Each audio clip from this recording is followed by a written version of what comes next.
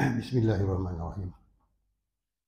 Astaghfirullahalazim alladzi la ilaha illa Astaghfirullahalazim alladzi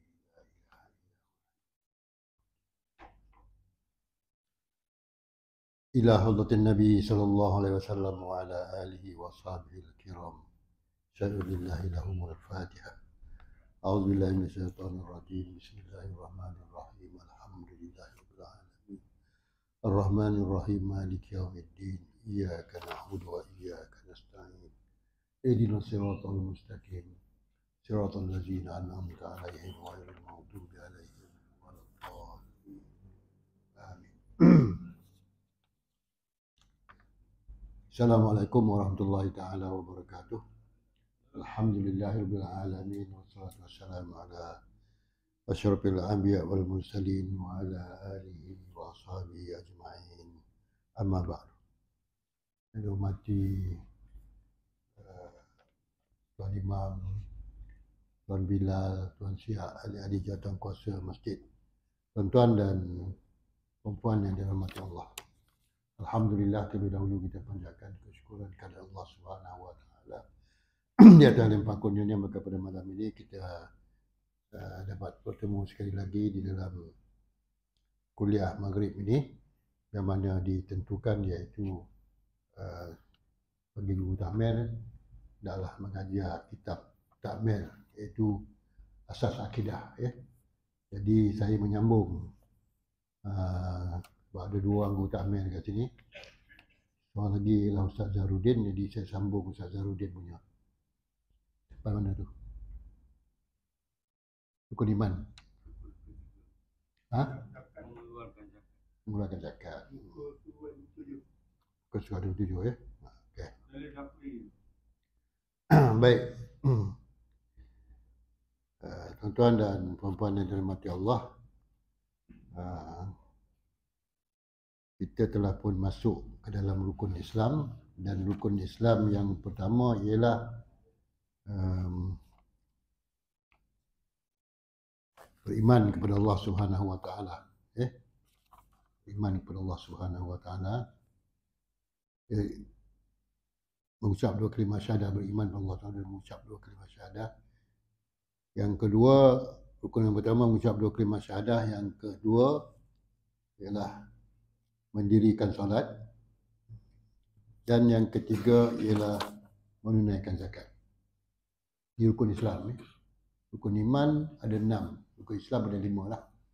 Di rukun Islam yang pertama ialah mengucap dua kalimah syahadah, yang kedua ialah mendirikan solat, dan yang ketiga ialah mengeluarkan zakat. Jadi rukun yang ketiga, mengeluarkan zakat ini adalah sesuatu yang wajib ditunaikan oleh setiap mukmin yang mukallaf, ya. Jadi kalau sebut mukmin yang mukallaf itu ialah setiap mukmin yang Islam, baligh, akil. Itu mukallaf. Tapi kalau dia belum baligh lagi dan tidak juga tergolong dalam golongan orang yang mempunyai akal yang sihat, walaupun dia dah Islam, maka belum menjadi kewajipan dia mengeluarkan zakat lagi, walaupun harta dia banyak, sampai bila kita dah mengeluarkan zakat tu, bila sampai haul dan nisab dia kena keluar zakat, tapi dia tak balik lagi, belum wajib keluar zakat, dan tak akil lagi, ini akal dia belum sihat lagi. Contohnya kalau orang gila, dia tak wajib keluar zakat. Jadi rukun yang ketiga mengeluarkan zakat ni, zakat ialah mengeluarkan sebahagian daripada harta yang tertentu. Harta yang tertentu, bukan semua harta. Maksud harta tertentu ialah ternakan, pertanian, emas, dan lagi perniagaan, ini harta tertentulah, perniagaan, emas, dan juga pertanian, hasil-hasil pertanian. Hasil-hasil pertanian pun bukannya semuanya yang wajib kita keluarkan zakat. Contohnya, katalah kita banyak buah rambutan lah. Okay. Ada 2-3 ekar pokok rambutan kita. Wajib tak keluar zakat? Tak wajib.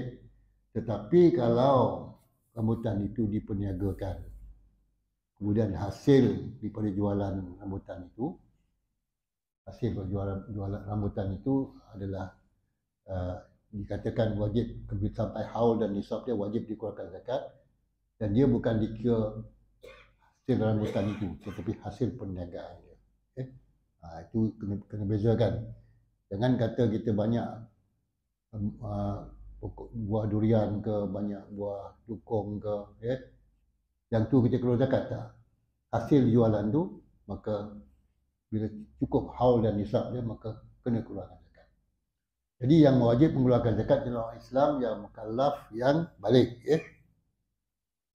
Zakat yang mengeluarkan sebahagian daripada harta yang tertentu kepada orang yang berhak menerima dengan syarat-syarat tertentu.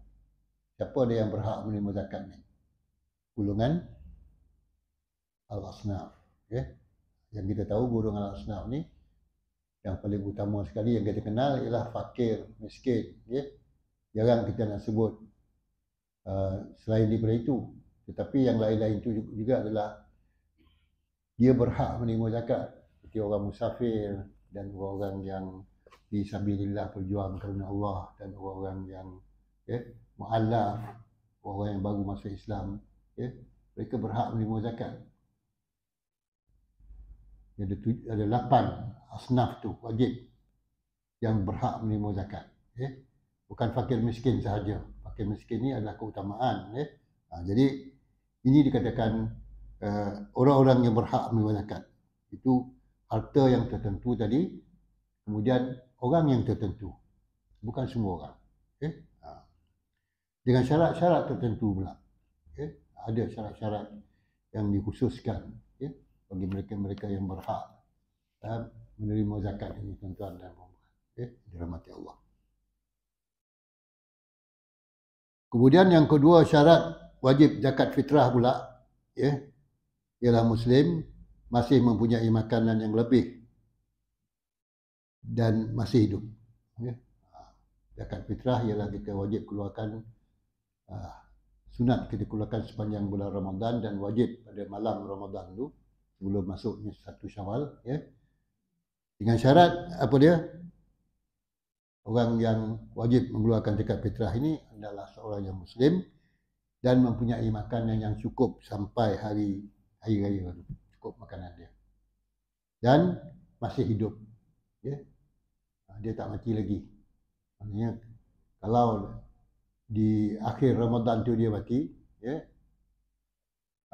ataupun di akhir Ramadan dia mati, maka dia tak wajib mengeluarkan zakat. Akhir Ramadan dia mati.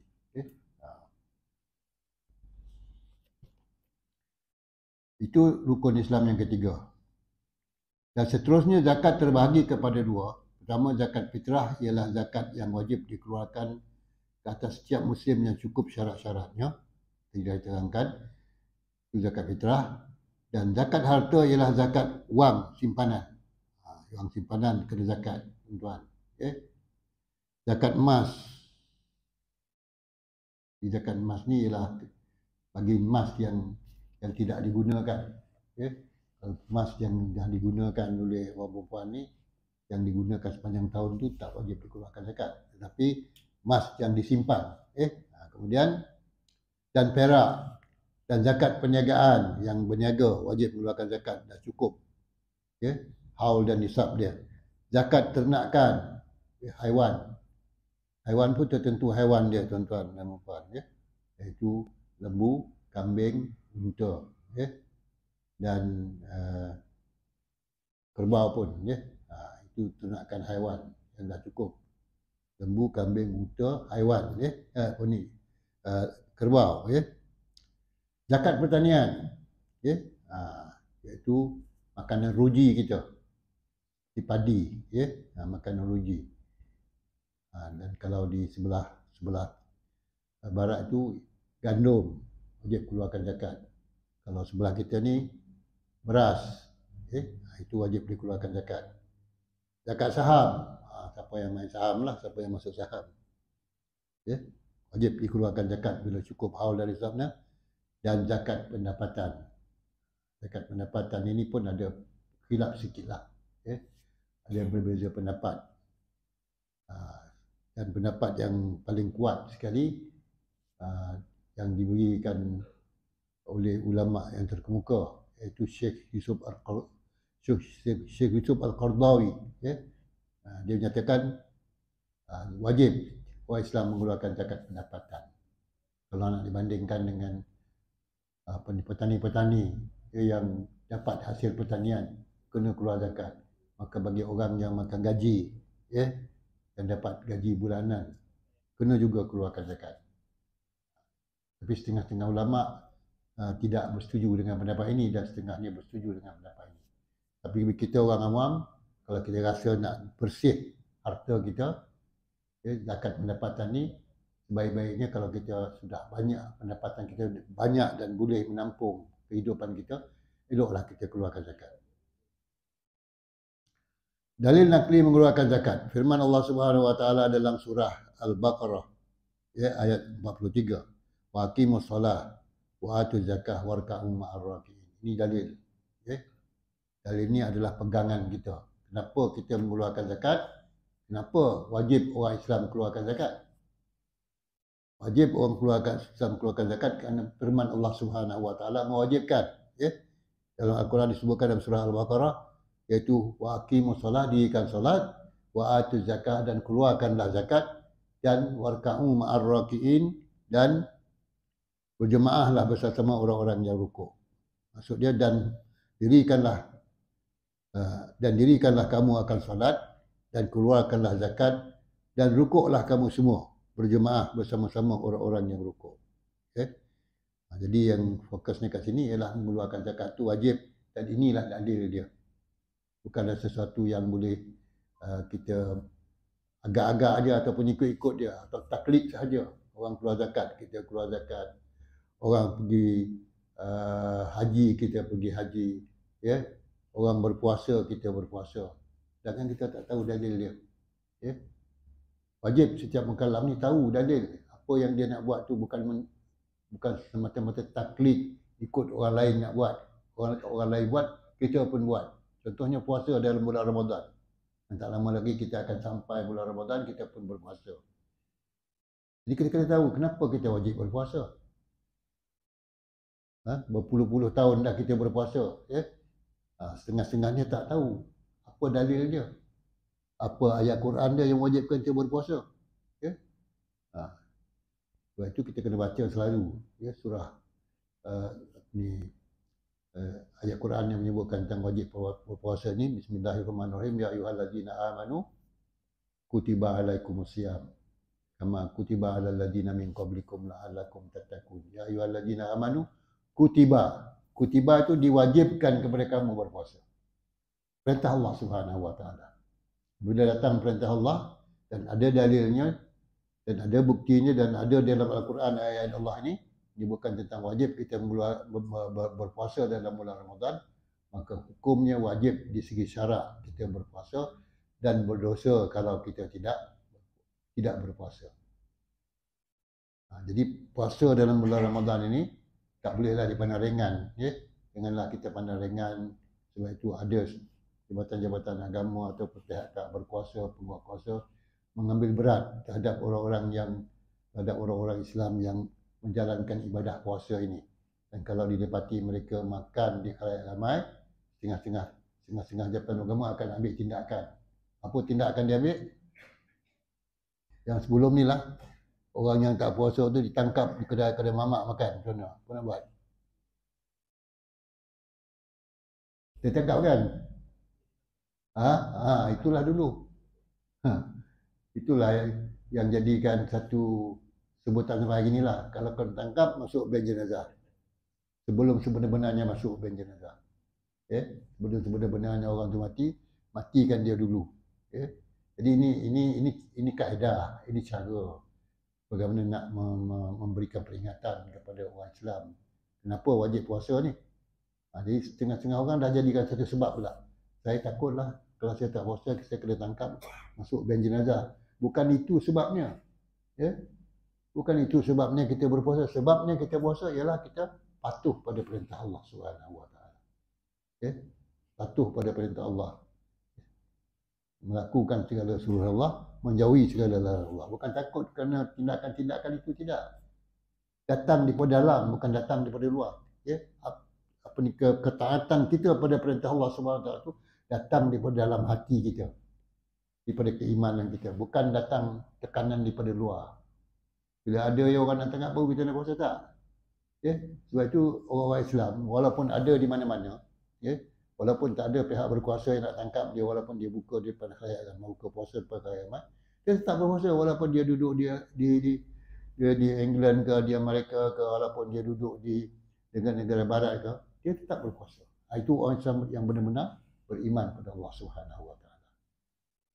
Tapi kalau dah nak kena tangkap baru nak puasa, itu belum tahu lagi, tuan-tuan. Ya? Itu kena fikirkan balik, fikirkan sebabnya kenapa seseorang itu berpuasa. Ya?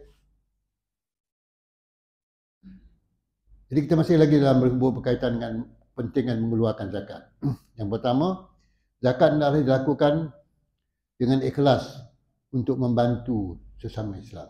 Itu tujuan zakat. Sebab itu ada Baitul Mal, ya, ada pusat zakat dan sebagainya. Itu sebelum wujudnya pusat zakat yang ada sekarang ini, ya, di zaman Rasulullah, di zaman para sahabat, di zaman Khulafaur Rasyidin, mereka menubuhkan Baitul Mal. Mana harta-harta rampasan perang mereka himpunkan di Baitul Mal untuk dibahagi-bahagikan kepada mereka-mereka yang berhak. Ya?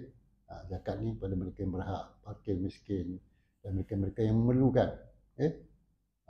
Jadi ini tujuan dia, untuk membantu mereka-mereka yang dalam keadaan terdesak ataupun dalam memang memerlukan, ya, bantuan daripada harta-harta orang Islam yang lain yang ada kelebihannya. Ya. Yang kedua, zakat adalah dilaksanakan dengan memenuhi syarat-syarat yang ditentukan. Ya. Adalah cukup syarat zakat ni, cukup haul, cukup nisab dia. Ya. Kalau sekiranya semuanya itu dah sempurna, maka hendaklah dikeluarkan zakat tersebut sebab syarat-syaratnya sudah pun penuh, sudah pun sempurna. Ya. Dan yang kedua, zakat akan diagihkan kepada umat yang berhak menerimanya, iaitu asnaf, ialah golongan yang berhak menerima zakat, di mana seorang fakir miskin, di mana seorang fakir miskin, amil, mu'allaf, orang yang terbelenggu di bawah suatu kuasa atau keadaan, ya, ar-riqab, itu orang-orang yang berhutang fi sabilillah dan ibnu sabil. Ya. Inilah orang-orang yang berhak menerima zakat. Ya. Daripada itu tak layak terima zakat, tuan-tuan. Ya. Orang kaya ke, orang yang mempunyai kedudukan ekonomi yang kokoh dan sebagainya, yang tak ada masalah, ya, dari segi kemiskinan dan sebagainya, mereka tak wajib, ya, menerima zakat. Dia tak termasuk dalam golongan asnaf. Ya. Jadi golongan asnaf ni selalunya ada, ya, di tempat kita ni dah pun didaftarkan golongan asnaf ni. Kalau pergi pejabat agama dah ada dah daftar golongan asnaf ni. Ya. Dah ada daftar golongan asnaf ni, tuan-tuan, ya. Sebab itu kadang-kadang saya pun berpengalaman dalam soal asnaf ni. Maksud dia ada golongan asnaf ni yang sebenarnya tidak layak untuk menerima zakat, tetapi oleh kerana dia mendapat sokongan daripada pihak-pihak tertentu, dia pun dimasukkan nama dia golongan yang layak menerima zakat. Ya. Dan ada satu perkara yang timbul masalah. Kadang-kadang kita dapati orang golongan asnaf ni yang datang ambil agihan zakat ini, kadang-kadang di masjid ke, di mana-mana, di tempat-tempat yang tertentu ke, dia datang dengan apa? Dengan tidak menampakkan kemiskinan dan kefakiran dia. Ya? Datang dengan, ya,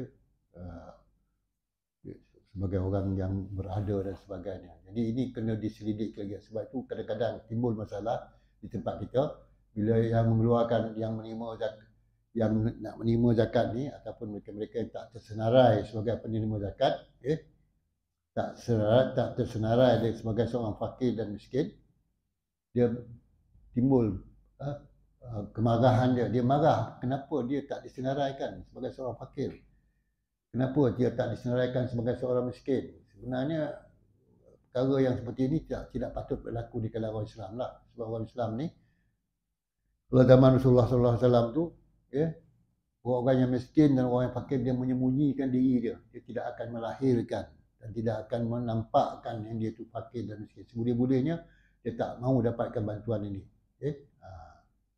Tunjukkan ada kekuatan pada diri dia. Tapi kadang-kadang ini kesilapan dan salah faham bila orang tak tersenarai sebagai fakir miskin, dia marah. Sebab apa? Tak dapat bahagian daripada asnaf ni. Dia marah. Sebenarnya tak patut macam tu. Patutnya kalau boleh kita kena berdiri dengan diri kita sendiri dan seboleh-bolehnya menyembunyikan kemiskinan dan kefakiran itu. Dan tak patut marah. Yang keempat, zakat menjadikan harta bertambah berkat. Itu hikmah zakat lah. Kepentingan mengeluarkan zakat. Harta bertambah berkat. Keluarkanlah zakat. Sebab keberkatan zakat ini akan menambahkan lagi kebaikan di segi kehidupan orang-orang Islam. Orang Islam akan bertambah bahagia hidupnya atau bertambah berkecukupan hidupnya bila mereka mengeluarkan zakat dengan ikhlas. Sebab dalam makna zakat ni, zakat ialah daki harta. Zakat itu maksudnya ialah daki harta, ialah bila kita keluarkan zakat, maknanya kita menghapuskan daki harta kita. Itu maknanya kita mengeluarkan zakat. Bila kita keluarkan zakat, harta kita tak ada lagi daki dah bersih dah. Itu maknanya zakat. Az-zakah maknanya bersih. Zakat itu adalah bersih. Harta yang bersih daripada daki-daki dan kotoran. Dan yang kelima, zakat dapat membersihkan diri daripada dosa. Zakat dapat membersihkan diri daripada dosa. Artinya bila seseorang mengeluarkan zakat, maka terhindarlah dia daripada melakukan perkara yang diberkahi oleh Allah Subhanahu Wa Taala. Maknanya dia tidak menjadi orang yang berdosa sebab tidak mengeluarkan zakat. Sebab zakat itu wajib dikeluarkan apabila cukup syarat dia. Apabila cukup syarat, wajib dikeluarkan. Tak boleh disembunyikan, tak boleh cuba untuk dihindarkan, ataupun tak boleh cuba untuk diputar-belitkan. Diputar-belitkan bila katalah kita dah cukup duit kita untuk keluarkan zakat. Sampai ke hujung tahun dah cukup, kita gunakan duit tu, maka tak cukup jadi duit. Mana diputar-belitkan duit tersebut. Dekat nak cukup dah, kita keluarkan. Mana duit tu susut balik. Tak sampai pada nisab dia. Dah sampai pada haul dia, nisab dia dah sampai, dekat-dekat nak sampai, kita keluarkan. Kita gunakan untuk perkara yang lain. Sedangkan dekat nak hampir nak sampai kepada zakat dah. Jadi ini kena ikhlas, ialah mengeluarkan zakat. Dan yang seterusnya ialah yang keenam, zakat membantu ekonomi umat Islam. Itu yang penting. Dengan zakat ini maka ekonomi umat Islam semakin kuat, semakin teguh, semakin kokoh lah. Jadi kita bukanlah fikir perkara yang nak tunjukkan kekokohan itu, tetapi kita lihat kepada keberkatan dia. Contoh tuan-tuan, kalau hari ini kita lihat di peringkat awal kehidupan umat Islam sama ada di Malaysia atau negara lain, kita tak jumpa masjid-masjid yang hebat-hebat, yang besar-besar. Masjid-masjid yang mahal-mahal dan tinggi-tinggi harga dia. Tapi di akhir-akhir sekarang ni kita dapati banyak dah masjid-masjid baru, masjid-masjid yang besar-besar dan harga yang mahal-mahal. Dan yang kalau kita nak tahu, yang terbaru ni ada 4 buah masjid kat Negeri Sembilan yang baru siap dan sudah boleh mula ditunggu, iaitu antaranya masjid yang ada di Seri Kendung tu. Harganya 4 juta lebih harganya. Yang sebelum tu belum ada lagi masjid yang harga 4 juta. Tapi pergi ke Jampol dan pergi ke Sebat, 7 juta dan 6 juta harga masjid dia. Kita bukan lihat dari segi mahalnya masjid. Ya, kita bukan lihat dari segi mewahnya kita menggunakan duit dan sebagainya, banyaknya duit tak. Kita lihat kepada kenapa Allah jadikan masjid itu satu tempat yang terkumpul harta dan menjadi keberkatan, dan masjid-masjid bertambah cantik, bertambah besar dan bertambah mahal harganya. Satu daripada sebabnya ialah kerana keberkatan duit. Ramai orang menderma dan sebagainya. Dan kalau tiap-tiap hari kita buka YouTube dan buka internet dan sebagainya, banyak rayuan-rayuan untuk menyempurnakan sebuah masjid, membina ma'had tahfiz dan sebagainya. Itu adalah tujuan bukannya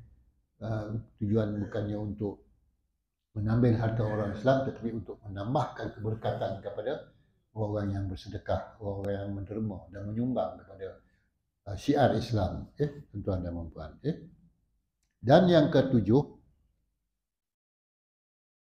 iaitu zakat dapat mengeratkan silaturahim. Itu penting. Zakat dapat mengeratkan silaturahim.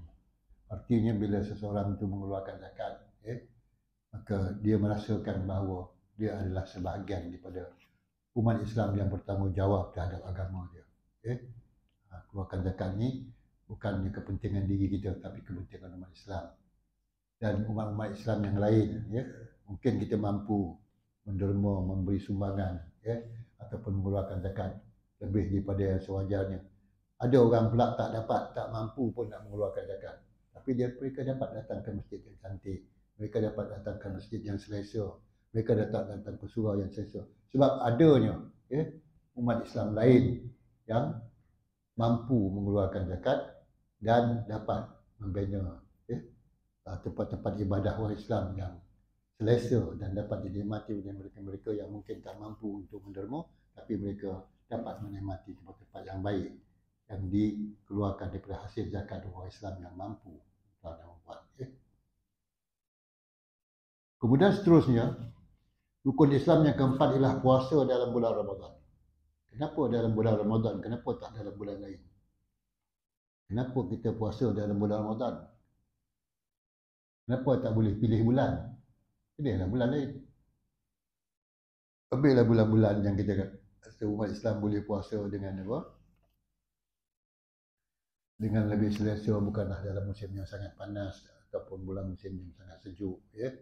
Tak boleh. Sebab apabila Allah menentukan wajib puasa dalam bulan Ramadan ni, umat ataupun manusia ini ataupun makhluk ni tak boleh menukar apa yang telah ditetapkan oleh syariat. Tak boleh membuat pertukaran ataupun tak boleh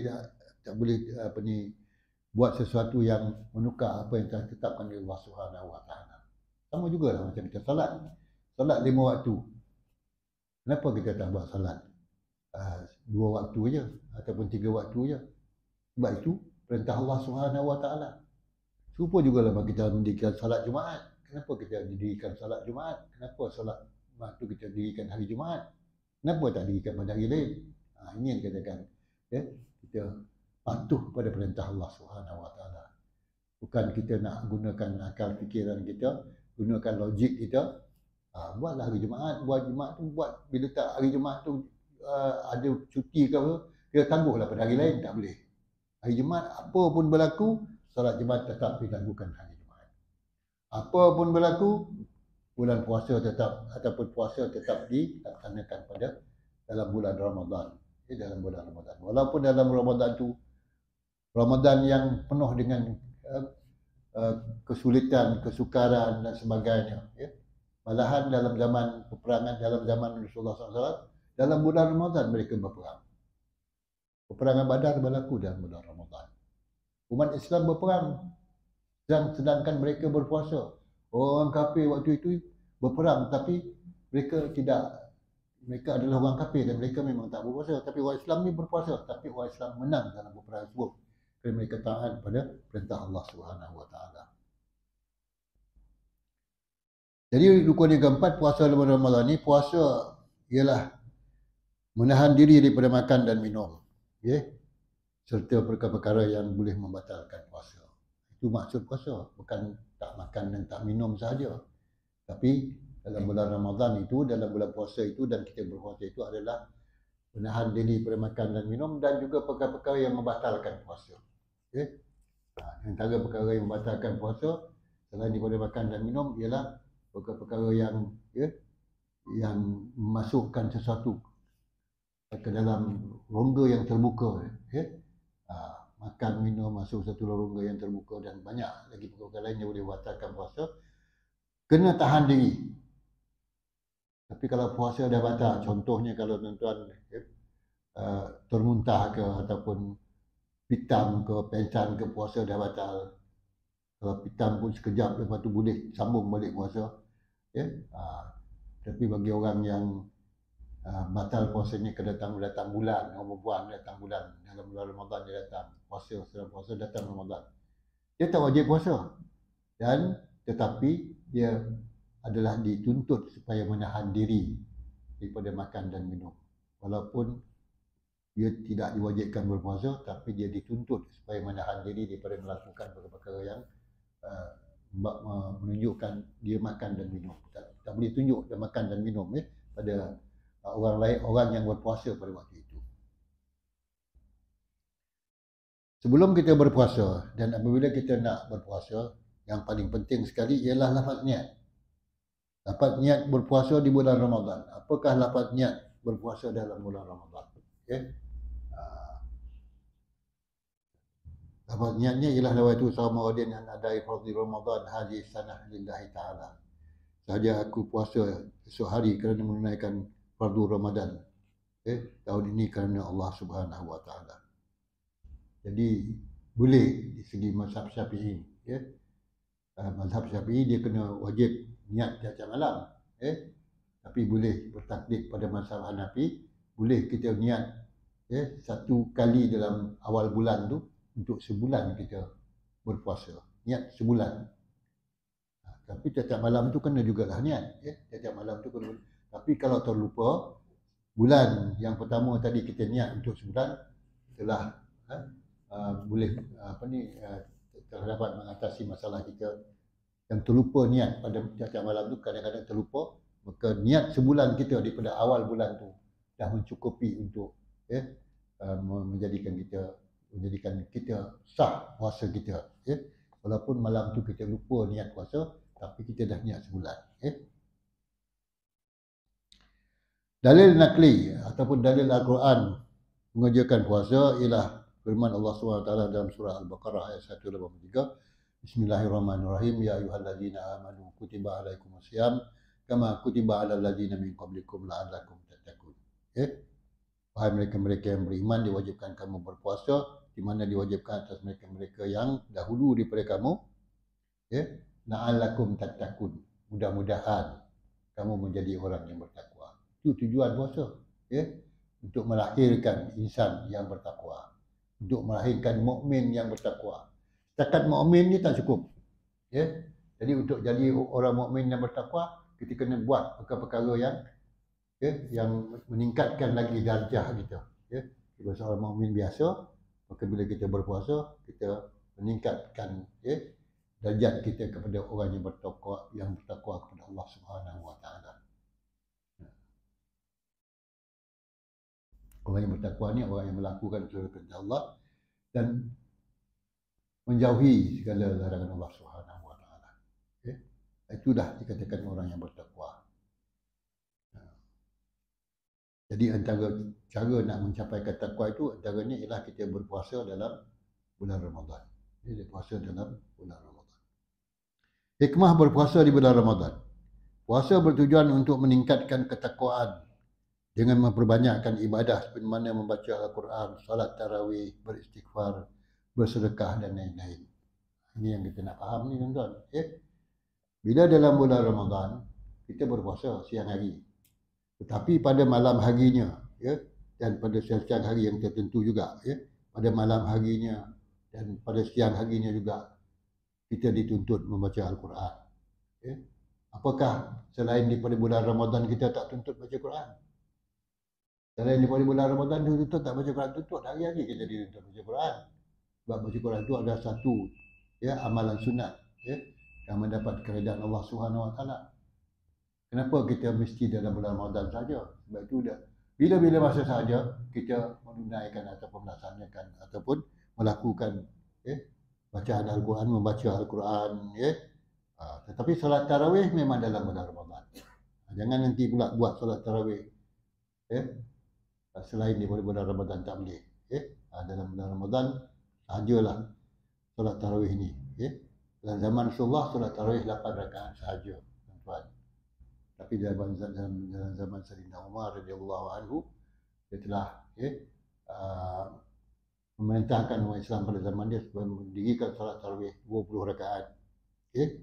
Dalam pemerintahan Khalifah Umar Abdul Aziz, dia pun telah memerintahkan supaya solat tarawih ini didirikan 35 rakaat.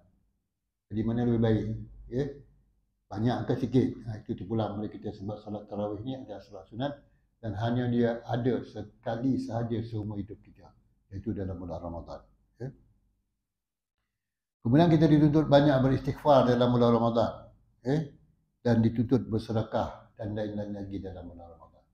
Dalam bulan Ramadan lagi kita nak buat ibadah-ibadah yang mendatangkan pahala yang berganda.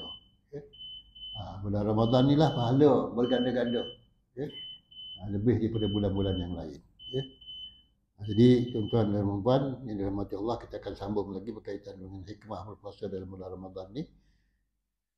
Ini akan disambung oleh Ustaz Zaharuddin, insyaAllah. Kitab Tauhid ni akan sampai kepada ujungnya dalam tempoh 9 minggu lagi. Mudah-mudahan banyak sedikit yang kita dapat memahami apa yang kita nak lakukan sebagai seorang Islam ni, dalam rukun Islam ni, dalam rukun iman kita. Apa yang kita nak buat sebenarnya? Apakah kita macam ni je daripada dulu sampai sekarang tak ada perubahan? Ini kita kena fikirkan tentang diri kita. Itulah dulu tuan-tuan dan puan. Mudah-mudahan Allah SWT memberkati kehidupan kita dan menggunakan topik dan hidayahnya kepada kita semua, insyaAllah. Bismillahirrahmanirrahim. Alhamdulillahirabbil alamin. Wassalatu wassalamu ala asyrafil anbiya wal mursalin wa ala alihi wa ashabihi ajma'in. Allahumma rzuqna ya Rabbi fahman nabiyyin hifzal mursalin. Ilham malaikatil muqarrabin fi abdin ya arhamar rahimin. Rabbana atina min ladunka rahmah wa hayyi' lana min amrina rashada. Rabbana atina fid dunya hasanah wa fil akhirati hasanah wa qina azabannar. Wa sallallahu ala sayyidina Muhammadin wa ala alihi washabbihi ajma'in. Subhana rabbika rabbil izzati amma yasifun wa salamun alal mursalin walhamdulillahirabbil alamin. Taqabbalallahu minkum. Assalamualaikum warahmatullahi taala wabarakatuh.